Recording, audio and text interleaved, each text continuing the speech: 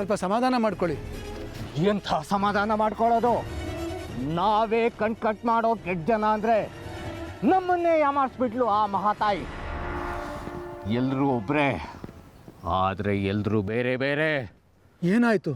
ಮಾಯೆ, ಮೋಸ, ತಲೆ ತಿರ್ಗೋ ಹಾಗೆ ಮಾಯಾಜಾಲ ಹೆಣಿತಿದ್ದಾಳೆ. ಅವಮಾನ, ನನ್ನ ಇಷ್ಟು ವರ್ಷದ ಸಾಧನೆಗೆ ಅವಮಾನ. ನಾನು ಪೂಜಿಸೋ ತಾಯಿಗೆ ಅವಮಾನ ಆಯಿತು. ನಿಮಗಿಷ್ಟು ರೋಷ ಉಕ್ಕ ಹಾಗೆ ಅವಳು ಮಾಡಿದ್ದಾದ್ರೂ ಏನು? ಒಂದ್ ಕಡೆ ಅವರತ್ತೆ ಮನೆ ಒಳಗ್ ಬಾ ಅಂತ ಕರೀತಾಳೆ, ಇನ್ನೊಂದ್ ಕಡೆ ನಮ್ ಲಲಿತಕ್ಕ ಊಟಕ್ ಬಾ ಅಂತ ಕರೀತಾಳೆ. ಬಾವಿ ಕಟ್ಟೆ ಹತ್ರ ಕೈ ಕಾಲು ತೊಳಿಲಿಕ್ಕೆ ಹೋದ್ರೆ ಲಲಿತಕ್ಕನ್ ಗಂಡ ಶೇಖ್ರಿ. ಮತ್ತೆ ಮನೆ ಒಳಗ್ ಬಂದ್ರೆ ಲಲಿತಕ್ಕನ್ ಮಾವನಿಗೆ ನಾನು ಅಗೋರಿಗಳ ಶಿಷ್ಯನ್ ಥರ ಕಾಣ್ತೀನಂತೆ. ನೀವಲ್ಲಿ ಹೋದಾಗ ಮನೆಯವರೆಲ್ಲ ಅಲ್ಲೇ ಇದ್ರಾ? ಇಲ್ಲ, ಇದ್ದಿದ್ದು ಅದ್ಯಾರೋ ಹೆಂಗಸು, ಅವಳೇ ಎಲ್ಲ ಆಗಿದ್ಲು. ಎಲ್ಲ ನಟನೆನೂ ಅವಳೊಬ್ಳೆ ಮಾಡಿದ್ಲು. ಏಕಪಾತ್ರಾಭಿನಯ, ಧ್ವನಿ ಮಾತ್ರ ಬೇರೆ ಬೇರೆ ಪಾತ್ರಗಳದ್ದು.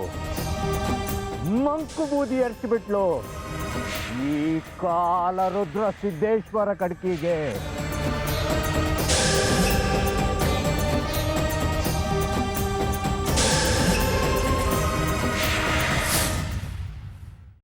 ಬಂದು ತುಂಬಾ ಹೊತ್ತಾಯ್ತೇನೆ.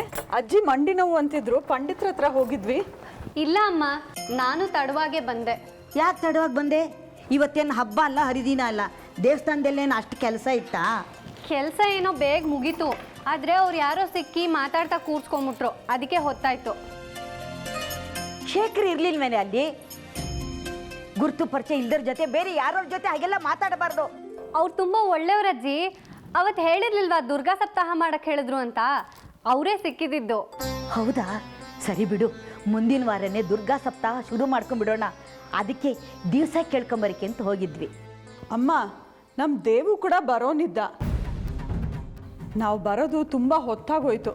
ಅವನು ಬಂದು ಬಾಗ್ಲಿಗೆ ಬೀಗ ಹಾಕಿರೋದು ನೋಡ್ಕೊಂಡು ಹೋದ್ನೋ ಏನೋ. ಏನು ಮಾಡೋಕ್ಕಾಗತ್ತೆ, ಇನ್ನೊಂದು ಸಲ ಬರ್ತಾನೆ ಬಿಡು. ನೋಡು, ಮಧ್ಯಾಹ್ನ ಹೋದೋರು ನಾವು, ಬಿಸಿಲಲ್ಲಿ ಸುತ್ತಿ ಸುತ್ತಿ ಸಾಕಾಗಿದೆ, ತುಂಬ ಬಾಯಿರ್ಕಾಗಿದೆ. ಒಂದು ಲೋಟ ಪಾನ್ಕ ತಗೊಂಬ. ನಿನಗೂ ಮಾಡ್ಕೊಂಡು ಬರಲೇನೆ? ಬೇಡ ಅಮ್ಮ, ನನ್ನ ದೇವಸ್ಥಾನದಲ್ಲೇ ಎಲ್ಲ ಆಗಿದೆ. ಸರಿ, ಒಂದು ನಿಮಿಷ ನಿಮಗೆ ಮಾಡ್ಕೊಂಡು ಬರ್ತೀನಿ ರೀ.